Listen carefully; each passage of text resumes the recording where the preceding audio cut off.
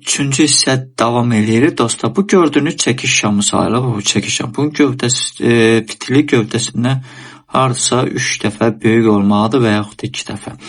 İndi burada fitil olmasa da olar. Fitil olduqda bir balaca atıcı oldu. İndi mən buna download da deyirdim. Burada elə yazmışım. Bu naxış çəkicə bənzəyir. Yəni bu gövdə hissəsi çəkicə bənzəyir. El arasında da buna çəkiş şamı deyirlər. Yəni uzun alt kölgəsi, yəni kölgəsi göz fitil, yəni uzun alt kölgəsi və ya hissəsindən kiçik gövdəsi var. Yəni gözmü? Kiçik gövdəsi var. Gövdə yuxarı 1/3-dədir. Yəni dediyim kimi fitil, yəni bu gövdədən 3 dəfə böyük ola bilər, yəni. Və aşağı gölgə güclü alış təzyiqini satış təzyiqini üstələdiyini göstərir. Yəni göstərir burada, yəni ki satış olub buraca bu şamda. Sonra isə alış başlayıb buraca. Yəni qısa və ya heç bir üst kölgəsi yoxdur. Üst kölgəsi olmaya da bilər, balaca ola da bilər. Yəni şamda rənginin ayı və yaxud da yəni boz, ayı və yaxud da buğa şamı da ola bilər. Yəni qırmızı da ola bilər, yaşıl da ola bilər. Rənginə görə gəldikdə yəni əhəmiyyəti yoxdur. Belə isə baba belənçi üzü aşağı göz durubsa atıcı ulduz şamı sayılır və qayan ulduzu da deyilir. Bu çəkicin dərsidir və yəni tərs forması da həmin o bayaq göstərdim. Güclü satış təzyiqinin alış təzyiqini üstələdiyini göstərir. Yəni qiymət buracan qalxıb, sonra da satışlar gəlib və buracan qiymət düşmə baş verib.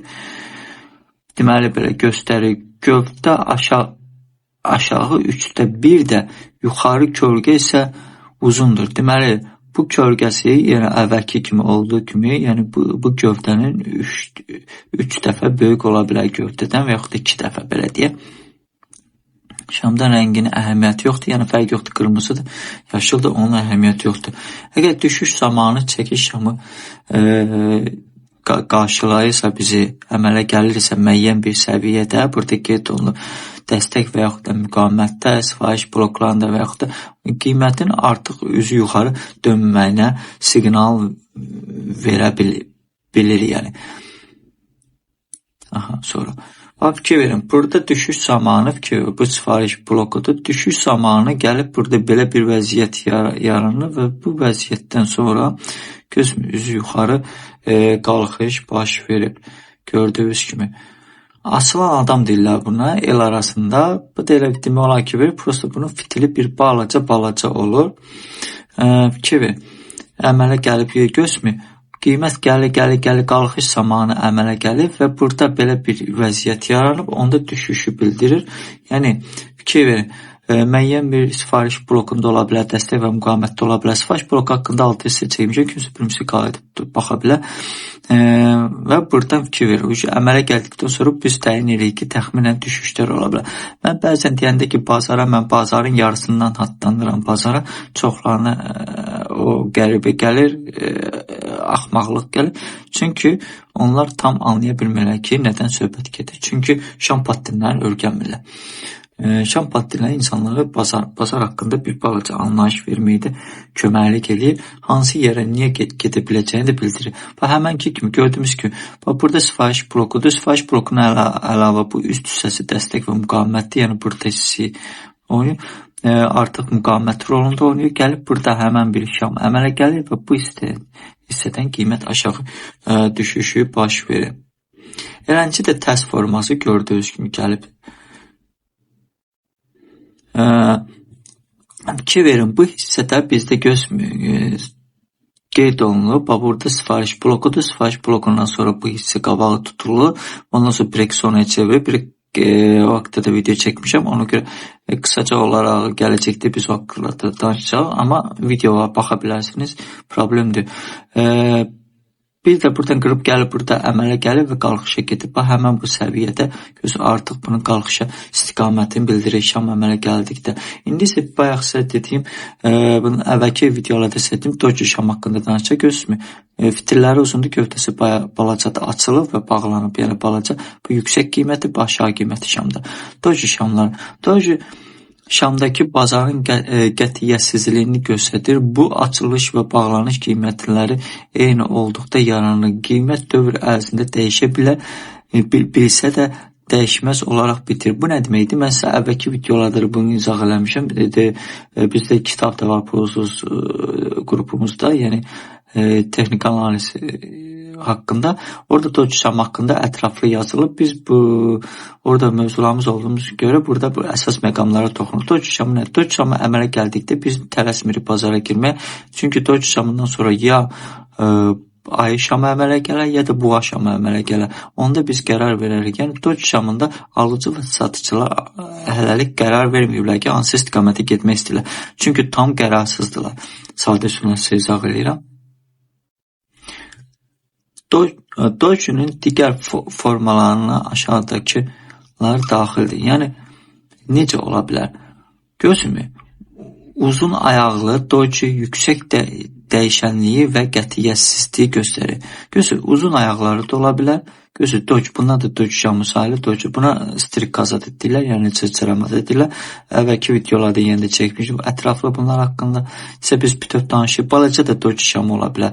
Belənçi də ola bilər, fitilləri uzun, belə də balaca da ola bilər fitili və yoxud da fitilin bir hissəsi uzun ola bilər, gövdə belə nazikdir. Bu doji. Əjdaha doji potensial yüksək dönüşün göstərir. Qəbir doji potensial eniş dönüşün göstərir. Bunlar hamısı texniki kitabımızda bizdə var. Kimsə istəsə buyurub daha köçüdüb öyrənə bilər. Sonra spinning top şamları. Yəni, spinning top şamlarındakı kiçik gövdəsi, fikir verin, burada gövdə kiçikdir, fitillər də belə kiçikdir. Yəni, bu belə bir növ şamlar, göy və qırmızı. Gövdə də nədir? Qiymət aşağıda açılır və yuxarıda bağlanır, yuxarıda açılır, aşağıda bağlanır. Buna görə aşağıda açıb yuxarı bağlanan şam göy olur. Onu biz ilk hissədə keçdik. Yuxarıda açıb aşağıda bağlanan şam qırmızı olmalıdır. Bunu da qeyd eləmişəm sizin, çünki çaşmayası kiçik gövdəsi və kiçik gölgələri var ki, bu da yavaşlama və ya zəifləmə trendini göstərir. Digər naxışlardan daha az əhəmiyyətlidir. Deməli, bunun elə də böyük əhəmiyyəti yoxdur. O haqqında direkt keçdik və keçirik bizə uzun ayaqlı doji. Yəni, fikir verin, bunun uzun ayaqlı var. Gövdəsi biraz balaca da olsa, bu fitillər təqribən eynidir, hər tərəfli. Yəni, gözəl. Uzun ayaqlı dojinin kiçik gövdəsi və uzun gölgələri var ki, bu da qarışıq və dəyişkən bir bazarı göstərir. Yəni də alıcı və satıcılar öz qərarlarını verə bilmirlər ki, hansı istiqamətə keçsinlər, yuxarı və yaxud da aşağı. Digər modellərinə nisbətən daha az əhəmiyyətlidir. Yəni görürsünüz, əhəmiyyətini də sizə qeyd edirəm ki, buradakı necə əhəmiyyətlidir. Başqaları onu sizə elə də ətraflı danışmır. İkiqat şamdan yəni yaranan nümunələr, məsələn, udma nümunələri. Yəni ikiqat şamdan nümunələri seriyasındakı ilk nümunə udma nümunəsidir. Bu naxışın trendin dəyişməsinin göstərmə ehtimalını yüksəkdir. Udma nümunəsinin etibarlı olması üçün belə buğa meyilli və s. İndi düşə biz baxaq udma meyillici, bu delədir. Yəni istəsiz pauzdan basıb oxuya bilərsiniz. Fikir verin. Şamların udulması haqqında mən sizə izah eləyəm. Udma bir dəqiqə. Buğa meyilli şamdan buğa meyilli udma modellərindən sonra əmələ gəlir və ya ayı meyilli şamlar isə meyilli udma modellərindən sonra əmələ gəlir. Deməli, izah. Buğa meyilli udma modellərindən sonra əmələ gəlir. Bu eniş trendi sonunda baş verir. İkinci şamdan, yəni əvvəlki şamdanın gövdəsinin tamamilə udması potensial yüksəklik trendinin dönüşü siqnal verir. Bunu izah edəcəm. Mən bəzən bazarın yarısını girəndə çoxlar təəccüblü qalır. Bu da udma da sizə göstərəcəm. Bu şamı, çəkiş şamıdır, bu şamıdır, doji şamıdır. Onlara əsas diqqət yetirilməlidir bazarda. ən tez-tez rast gələn şamlardan biridir.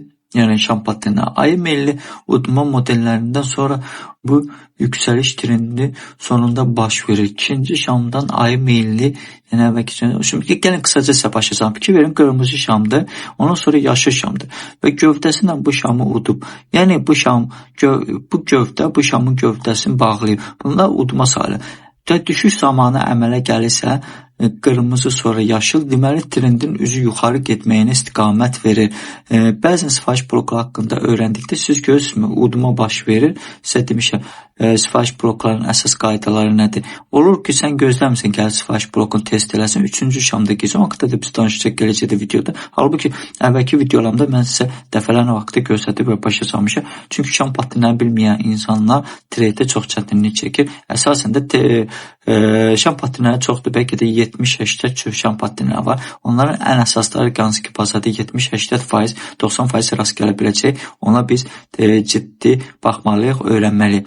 Buna buğa udma nümunəsidir. Yəni düşüş zamanı yaranırsa belə bir vəziyyət şamda, deməli qalxışa gedəcək və yaxud da qalxış zamanı yaranırsa, deməli şamlar düşüşə gedəcək. Qırmızı şam, deməli göy şamı udubsa, olsun yaşıl şam fərq etməz və yaxud da üz aşağı getmə. Ayı udma nümunəsidir. Yəni bu buğa, yəni qalxışı bilir. Bu belə vəziyyətdə şamdan qalxışı, belə vəziyyətdə düşüşü. Real qrafikdə də gələcəkdə biz bunları görəcək. Ona görə narahat olmayın. Keçirik növbəti qara bulud örtüyü və spring xətlərin nümunəsi eniş zamanı əmələ gəlir və bunu siz baxıb öyrənə bilərsiniz. İndi burada elə də çətin bir şey yoxdur. Pauzanı basıb videoda oxuya bilərsiniz. Videomu çox çəkməsin deyəni gəlin sizə bunu mən izah edeyim. Deməli, gördüyümüz gün şəkildə düşüş zamanı belə bir iki şam vəziyyəti belə bir yaranırsa və bu şam ən azından bu şamın 50%-nə qədər olmalıdır və yaxud da 50%-dən başqa bunun 3,2%-nə kimi artısa buracan düşsə, deməli bu o deməkdir ki, qalxış istiqaməti ola bilər. Yenə də burada tələsmə lazımdır. Pressing xəttlərin nümunəsi. Belə vəziyyət olursa, deməli düşüş ola bilər. Bunu biz nəzərdə almalıyıq. Növbəti biz davam eləyəcək. Kim komment yazın, şərh yazın, bölüşün videonu. Deməli 22-ci səhifədə qaldıq.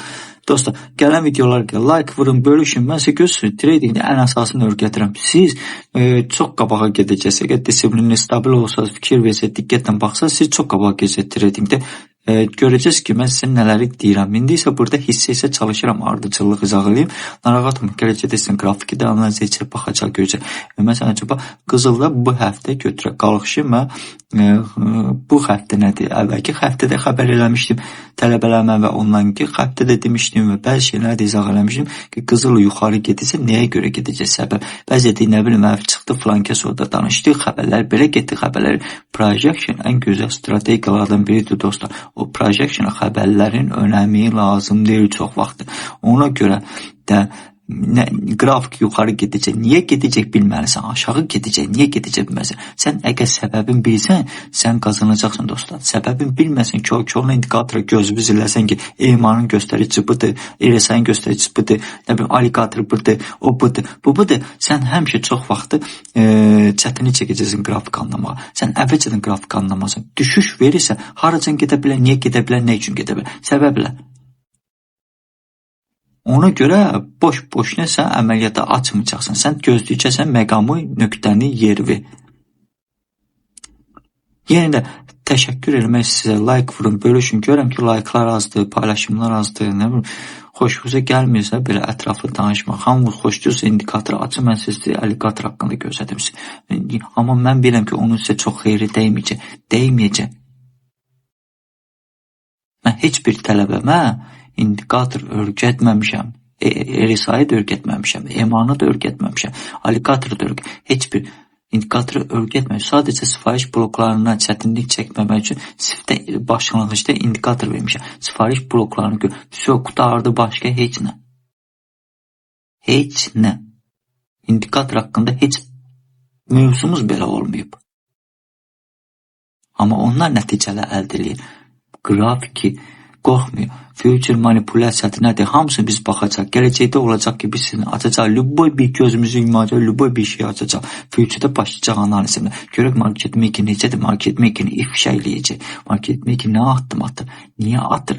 Mən deyəcəm, heç biri sizə deməyəcək. Heç biri. Onun üçün də siz bəyənib paylaşmalısınız ki, video çoxlu bəyənmələr gəldi, paylaşmaya gəlir, çox insanlar maraqlansın, baxsın ki, və siz də gələcəkdə xeyirli mövzular görəsiniz. Mən isə market makeri ifşa eləmək üsullarını da öyrədəcəm. Hansı market maker güclüdür, hansı market maker zəifdir, qrafikdə nələrə fikir verəcək, nə edəcək biz baxanda. Və deyirsə manipulyasiya, həmin manipulyasiyadan çıxış yolunu biz axtaracaq orada ki, düşməyək biz manipulyasiya. Necə eləyək ki, manipulyasiya düşməyək? Nətər bilək ki, market maker hansı tərəfə qrafik çöndürəcək? Necə bilək təxmin eləyək? Hansı market makeri bilik səviyyəsinə qədərdir? Və bunların hamısını biz sizə öyrənəcək. Hələlik dostlar, gələn videoları